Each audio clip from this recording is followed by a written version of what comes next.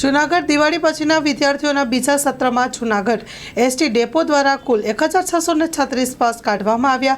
દિવાળી બાદ વિદ્યાર્થીઓનું બીજું સત્ર શરૂ થતું હોય ત્યારે એસટી અપડાઉન કરી અભ્યાસ કરતા વિદ્યાર્થીઓના પાસ કઢાવવા એસટી વિભાગ દ્વારા સુવિધા ઊભી કરવામાં આવી હતી, જેમાં એસટી વિભાગમાં 2 વિન્ડો શરૂ કરી પાસ કાઢવાની કામગીરી શરૂ કરવામાં આવી। Story report by Paresh Buddhbhatti. હું Jitendra Vadhiya, stand incharge Junagadh depot.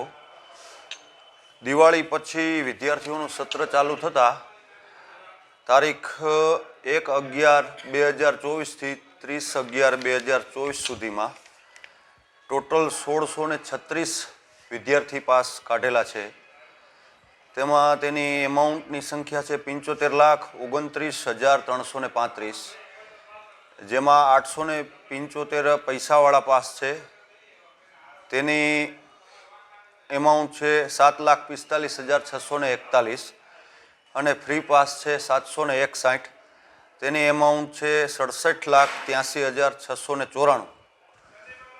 તેમાં જે વિદ્યાર્થીઓનું પહેલું સત્ર અને બીજું સત્ર ચાલુ થાય ત્યારે વિદ્યાર્થીઓને પાસ કઢાવવામાં લાંબી લાઈનો થાય, તેના માટે અમે શરૂઆતના તબક્કામાં 1 પાસની બારી છે એને બદલે 2 પાસની બારીઓ ચાલુ કરીએ છીએ, 2 કોમ્પ્યુટર ચાલુ કરી દઈએ છીએ, જેથી વિદ્યાર્થીઓને પાસ કઢાવવામાં સરળતા રહે।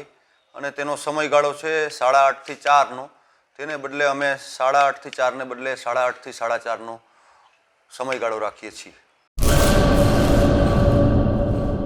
ગુલઝારે મુસ્તફા સાર્વજનિક ટ્રસ્ટ આયોજિત 13મી સમૂહ શાદી। આથી આપણે જણાવતા ખુશી થાય છે કે દર વર્ષની જેમ આ વર્ષે પણ ઇન્શાઅલ્લાહ સમૂહ શાદીનું આયોજન કરેલ છે, જેના ફોર્મ ભરવાનું ચાલુ થઈ ગયેલ છે। સમૂહ શાદીના ફોર્મ છેલ્લે તારીખ 10/12/2024 સુધી સ્વીકારવામાં આવશે। સમૂહ શાદી ઇન્શાઅલ્લાહ તારીખ 19/1/2025 રવિવારે યોજવામાં આવશે।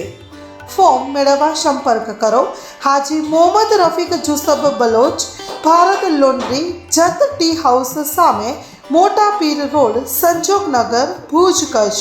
Mobile number 9687314318।